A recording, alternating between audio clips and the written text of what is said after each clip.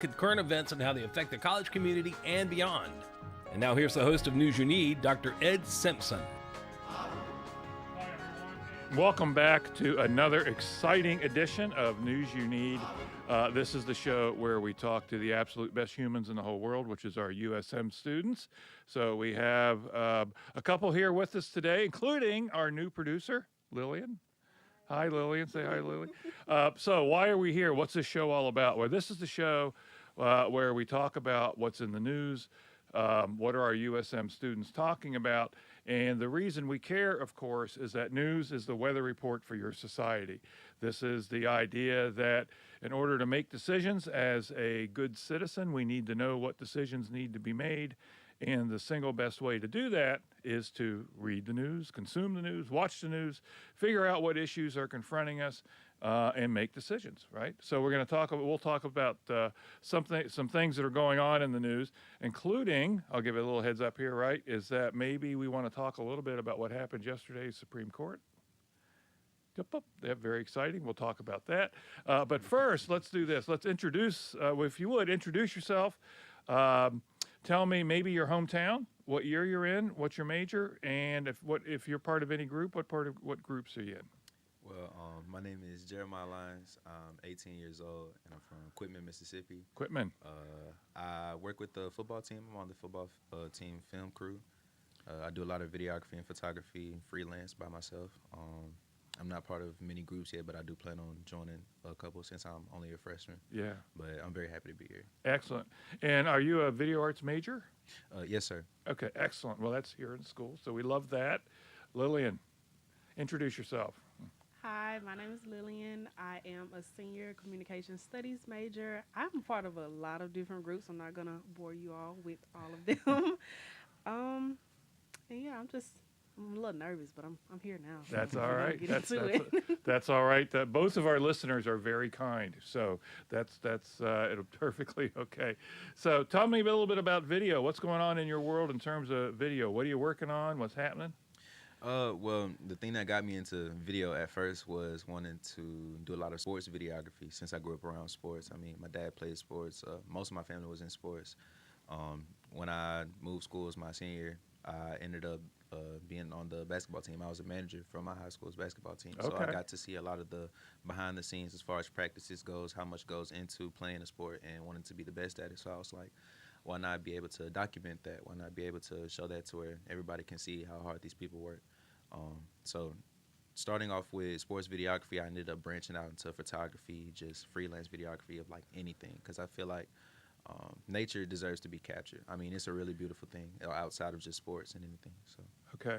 And are you working on our ESPN team here? I am not, but I did look into that, and I do want to. Yeah, I mean, we're super excited about that. We probably have 3 or 4 students at least every semester working on the ESPN team.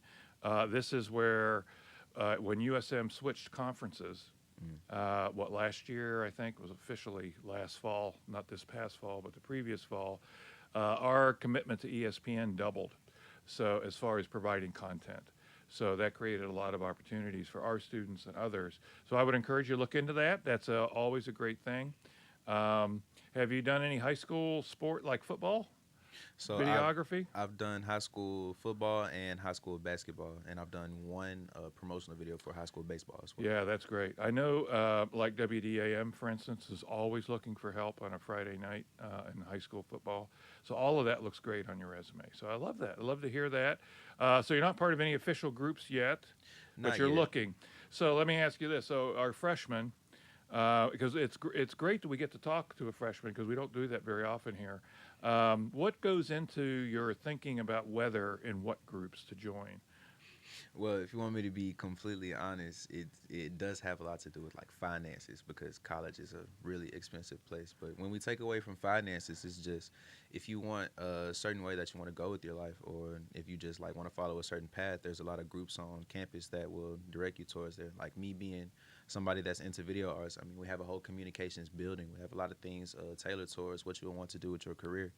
And we also have a lot of groups such as like Mox, Men of Excellence, that will try to uplift you like personally, just outside of careers, anything else, just teach you how to just prepare yourself for this thing we call life. Yeah. So I mean, interesting that groups.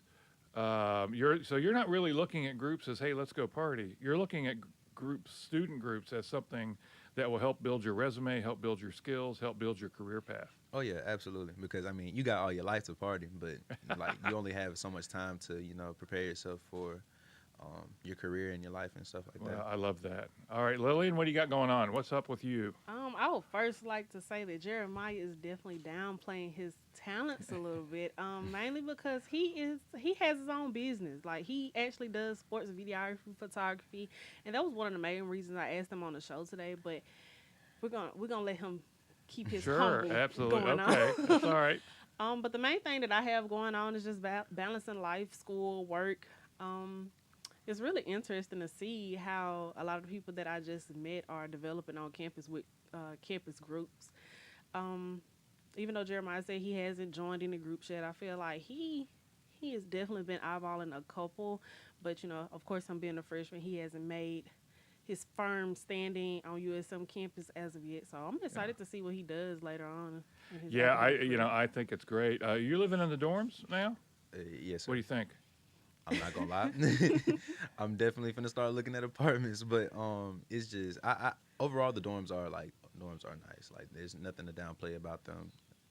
But you'd rather be in an apartment. Oh yeah, absolutely. I love having my own space, my Gotcha. own room. So. Yeah, gotcha. I figured. So it feels like there's a crush of people around you all the time. Right. Gotcha, I gotcha. love privacy. Okay.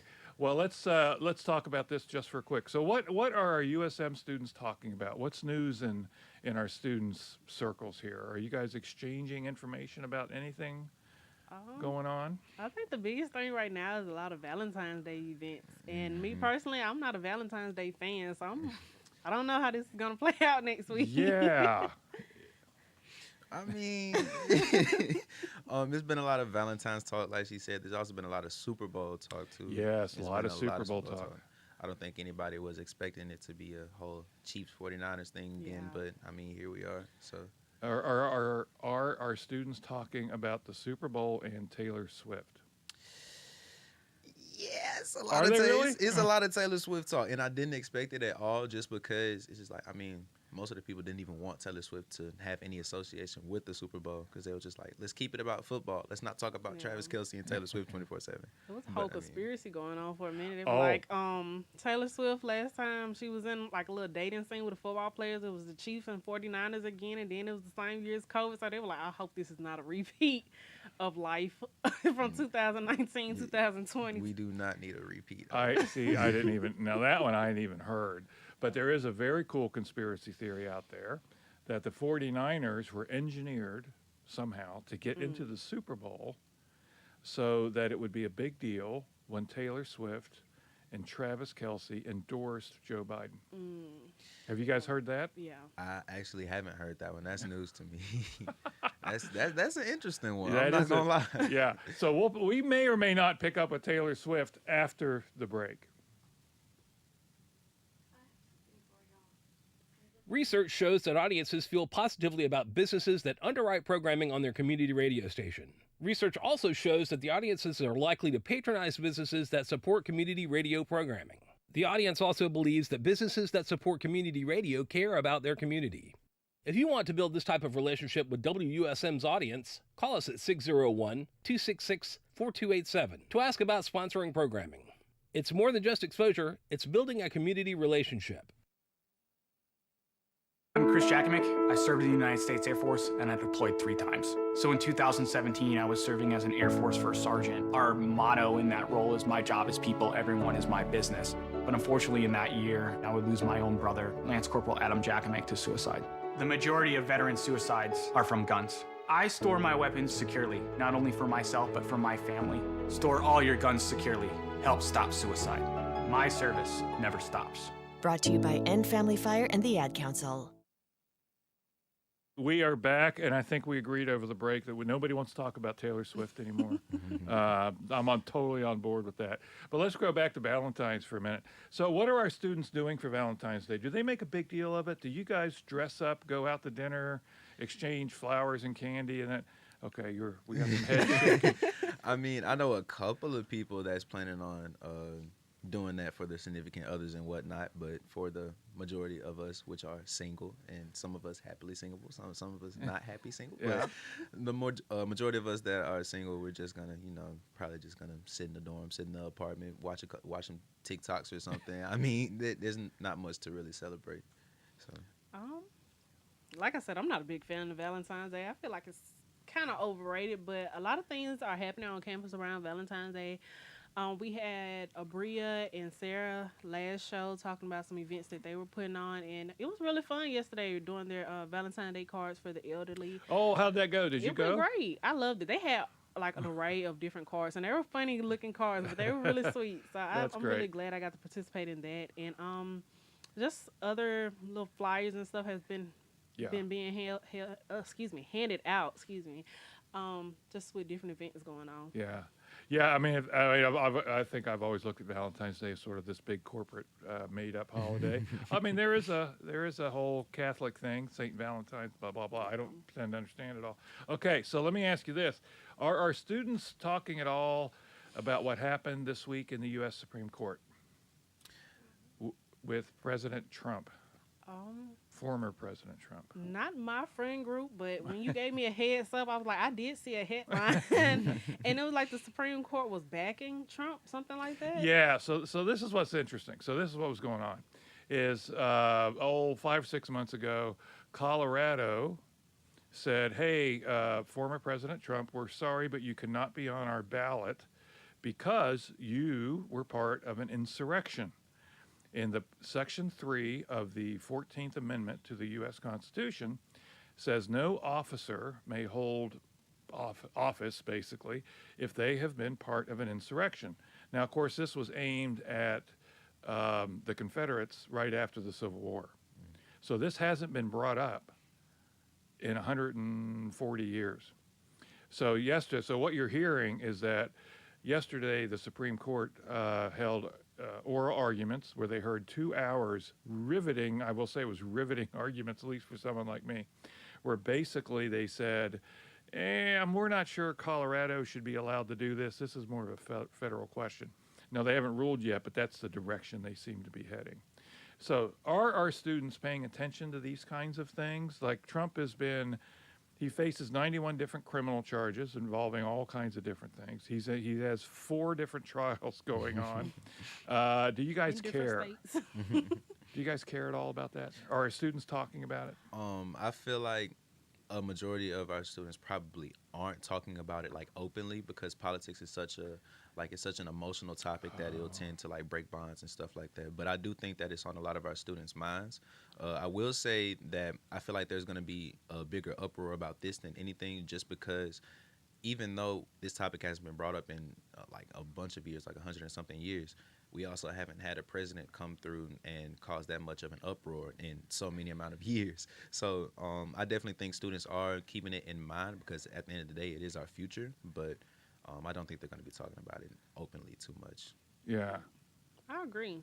I don't talk about politics mainly because, like I said, it breaks a couple bonds, and I don't want to be. That's so You know. fast. Okay, so it's so fast. So that's a little bit bigger question. So have we reached a point in our society that we cannot politely discuss politics, that it breaks, as you say, it breaks bonds? Are we really at that point? If you want me to be completely honest, absolutely. Wow. I Because- wouldn't. I'm sorry to interrupt you, but It's okay. I wouldn't completely say we've reached that point. But our generation, we just like don't talk about topics that's gonna cause people to be uncomfortable, or don't talk about topics where it's a racial thing comes up. So I just feel like we're more aware of the topics we discuss. Like we all have our own opinion, freedom of speech, etc. But it's just like, do we want to go into that? Because there can be a 2-second comment into a 2-hour discussion. So That's think- fascinating yeah. to me. Now, when I was growing up, now that granted, that was when the dinosaurs roamed, and we were all fighting for the last fig on the tree. But politics was a big part of the discussion. Current events, we would sit around and drink a beer and have great big discussions about things. And our students don't do that anymore because we're afraid of offending somebody. even though I did say absolutely, there are certain groups like within like the friend groups that I've been a part of. I've always made sure to surround myself with people that I actually can have an educated conversation with and then not become too emotional. So I do believe that it is possible. However, what I've noticed is that kind of like adding on to what Lillian has said, we've become more aware of what topics to discuss, but also we've like sort of grown up in a society where we're exposed to a lot more topics. Like with the way technology has grown and stuff like that, we're able to be more exposed to topics that normally you would have to sit down with your mom or your grandma and watch the news with them. But now, since we've been exposed to so much through like social media, we kind of have to, for lack of better words, just to develop our brains to a point to where we have to be able to be mature enough to discuss those things. You know, I think that's actually where I was heading. Is do you think social media has changed the way that we feel about just interacting with each other? That I've talked to a lot of students, actually, not freshmen per se, but even the upper class students, who say they are afraid of being canceled. Does that come up? I don't want to express No. my opinion because I don't want to be canceled. I haven't heard of cancel culture In a minute. In a Okay, minute, I okay. think that was a Twitter thing. Well, excuse me. Gotcha. For a minute. but I feel like in a sense, like if we were to take away the word cancel, I do feel like a lot of our students feel like their opinion, like it matters in a sense, but they don't feel like it should be expressed in order to preserve some sort of, I guess you could say, standard that they hold themselves to, which social media does present a lot of standards. It presents beauty standards. It presents idea standards. It sets a bar that sometimes is almost impossible to reach. So Yeah, that we is so begin interesting. to constrict ourselves. It kind of breaks my heart a little bit, right? So how do you develop what you think if you can't express? And it's a really interesting kind of time we're living in. So speaking of opinions, so let me ask you this. Now, yesterday, the Department of Justice released its special counsel report on Joe Biden and that's your president, Joe Biden, and his handling of classified documents, because there's been this investigation going on now for about a year.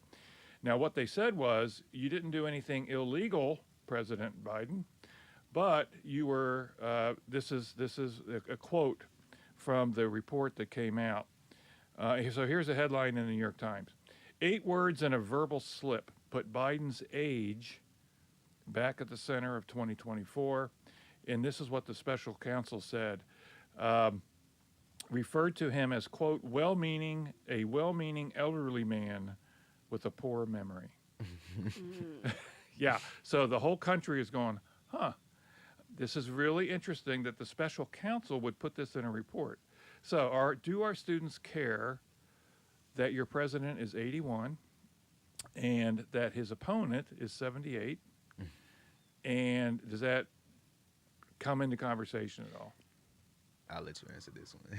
I mean, I just think at a certain point, we need newer, more modern, up-to-date people. I think that 70, 80 range is really pushing it. I feel like, they say the older you get, the more wisdom you get. But at the same time, if you are already having, like, problems remembering things, forgetting things, like, I don't think you should be in office. Like, hold Well, title. yeah. Because at the end of the day, you are running a whole country. You have access to all of our weapons and whatnot. So it's just like, you can't just fall asleep and then, I pushed the red button. I'm sorry. Like, no, that's actually really, that's a bad thing. So. Well, and that's what so everybody on the Democratic side are going a little bit nuts this morning, because that's exactly how they fear it will be interpreted, especially by our young people who are already very suspicious of Joe Biden because of his age. And so now when you have this in a special counsel's report, they're going, oh boy, now what do we do, right? Right. Okay, so speaking of which, here's a headline from CNN. King Charles III has cancer and will step back from public duties. Do our students care? I actually didn't hear about that one. Yeah, that's news to me. Will they care? Honestly, Do you care? I think they're more worried about what we have in the calf. But I mean, but nah, in all honesty, I feel like since like most of our students are so active on social media, they'll see something about it and be like, oh dang, he has cancer. How's that gonna affect us? And then just scroll to the next TikTok. So I mean, Okay. I feel like it'll have some type of impact. So I don't know. King Charles is just yet another octogenarian world leader that. Yeah, Yeah. I feel like our generation has become so numb to just these big things that are just taking place, especially with that whole thing that happened in 2019 and 2020. Because when COVID happened, you had to be on your phone, and you were just like, "Oh, World War III. Oh, a bunch of hornets that's gonna kill us. Oh, Oh yeah, like, I it's forgot just- about the murder hornets. Yeah, it was just like so many random things that was just like boom, boom, Yeah. boom. So we've Yeah. become desensitized in a sense. yeah, it is. It is interesting. And I think everyone stopped following the royal family after the whole Meghan Markle thing. Yeah. So Interesting. Okay, here, another headline. Let me throw this at you. We might care a little more about this one. Again, New York Times. Mother of Michigan gunman found guilty of manslaughter. So I don't know if you heard about this or not. So this is a young man, 17 years old, who went into his high school, killed 4 of his classmates with a gun. The local prosecutor arrested his parents, saying you were guilty of negligent homicide because you failed to recognize the problems your son was having. So the parents, now the father has not had been on trial yet, but the mother is convicted. So have you heard about that, number one? And number two, what do you think? I have not heard about that, and it's very interesting, that whole story, because that goes back to like things with mental health as well. A lot of people won't know the signs and cues of someone going through things, so I'm just like, I don't feel like the parents should have been prosecuted. I feel like if he's in high school, he should face the consequences for his actions. I do agree with Lily on that one. I feel like if you've reached a certain age, you have to be able to be somewhat aware of your mental and your physical health. I feel like even coming from somebody that has dealt with both mental and physical problems before, once you get to a certain point, you can't just rely on others for help. It's good to go to others for help, but you also have to realize when and where you're slipping up. And that kind of falls back on reaching out to your parents, because 9 times out of 10, he didn't tell his parents about it. Yeah. Well, and now that's it. So it's interesting you say that. In this particular case, what the prosecution really relied on are a series of text messages to his mother specifically, saying, "Hey, I'm really struggling here. I need help. I feel like I'm going to be violent." So I mean, it was very much a direct, "Hey, I need help." So we are going to actually pick up on, because I'm kind of fascinated to hear what our students think about that. We're going to pick up on that theme after the break. If you or your business is interested in sponsoring programming on WUSM, we'd love to talk to you about the benefits and opportunities. You can get recognition for your business as well as the appreciation of the WUSM audience. The audience realizes your support provides the programming they listen to daily. In addition, our sponsorship rates are very cost-effective and tax-deductible. To learn more, call 601-266-4287. What is dedication? My daughter is biological and my son is adopted. I love them both so much. From the morning when you wake up to putting them to bed at night and every moment in between. I think a parent's job is to protect our children, but also prepare them for the world so they become good, kind human beings. That's dedication. Find out more at fatherhood.gov. Brought to you by the U.S. Department of Health and Human Services and the Ad Council. We are back, and actually we're picking up with this theme a little bit. Are our parents responsible for what their children do? And as we were discussing through the break, there is a little bit of a different fact pattern with the Michigan case, because the young man did reach out directly to his mother. And I did remember Elena mentioned, our video person mentioned that, and I'd forgotten this part of the story, that the school actually brought the parents in and said, "What are you doing about your son? We're seeing all these signs." And they basically said, "Well, nothing. We're not doing anything." So does that change our thinking about whether the parents should be held accountable? Absolutely. Like after hearing all of that, is just if you as a parent, if you're not doing anything after you've been brought in by both the school and you've received text from your own son, at that point you should be convicted, because that's clear evidence that you didn't have enough consideration to see where your son's mental That's health what was the at. jury found. Now the defense argument was, if you convict these parents of this crime, what that means is, if your 16-year-old takes a 6-pack of beer out of your fridge, steals your car, basically borrows the car keys, and goes out, gets in an accident, and kills somebody, the parents are now criminally liable for what their child does. What do you think? Man, I agree because again, that goes with. Well, wait a minute. So, wait a minute. You're saying you're mean, saying they that as a are dad, I'm supposed to guard the fridge 24 I'm not saying hours you're a supposed day? to guard the fridge, but at the same time, like you have to be aware of what your child's doing. Like no child is like the angel child. Like speaking from having siblings and seeing my younger brother do things that I would have never thought about doing. So I'm like, you got to pay attention to a certain extent because kids are getting more innovative these days. So I'm just like, you got to pay attention. Wow. Like if you know that you're drinking beer, your kid grew up around you, seeing and you drink beer, they're gonna think, oh, okay, dad does it. I think I can do it too. So Wow. you got to kind of be aware of what's going on. But are you criminally liable? Can you end up in jail? I mean, from the scenario you gave me, that kid's 16, doesn't have a license, he borrows the keys and go have an accident, then he should Okay. be convicted. Wow. So should you. Okay. I feel like the blame does indeed go both ways because on one hand, come on, you got to have enough sense not to just steal some beer, steal a car, especially if you can't really drive like that. But on the other side of things, it's just like as a parent, like Lillian said, you have to be aware, especially with how much knowledge kids have available at their hands nowadays.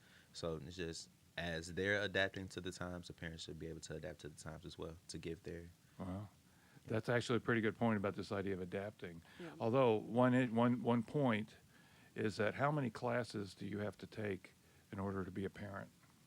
I don't think it is enough classes that you can Is take. there- I was gonna say my favorite phrase telling my mom or my sister or anybody whenever they're going through something, like we're all doing this life thing for the first time. That like there is no let me just get the study guide and look Yeah, there's over no it Yep. blueprint. and Yep. take notes. It's just like yeah, we're doing it for the in first order time. to drive a car, you have to pass the test. Right.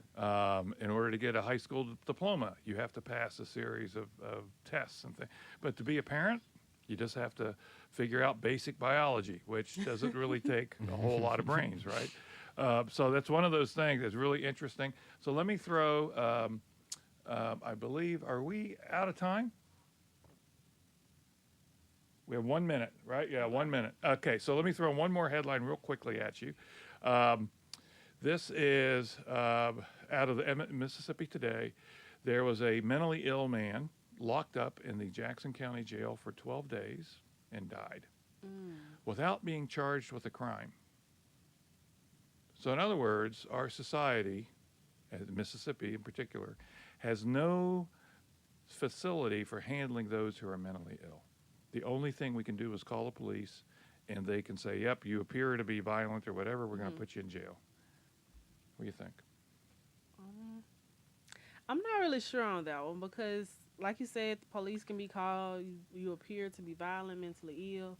But I think that goes into, again, being aware of, like, what's going on, how prominent situations are in today's society, and then the government, local and state, figure out ways to handle those problems to the best of their abilities because we know how the U.S. government is. Interesting. Okay, well, we are out of time. Thank you very much to our guests. I appreciate you very much. Great show today. So our producer is Lillian Scott. Yay, Lillian. Our engineer today is Triderica Winters. Thank you, Triderica. And our videographer today is Elena Petlosky. Thank you, Elena. And we will be back next week.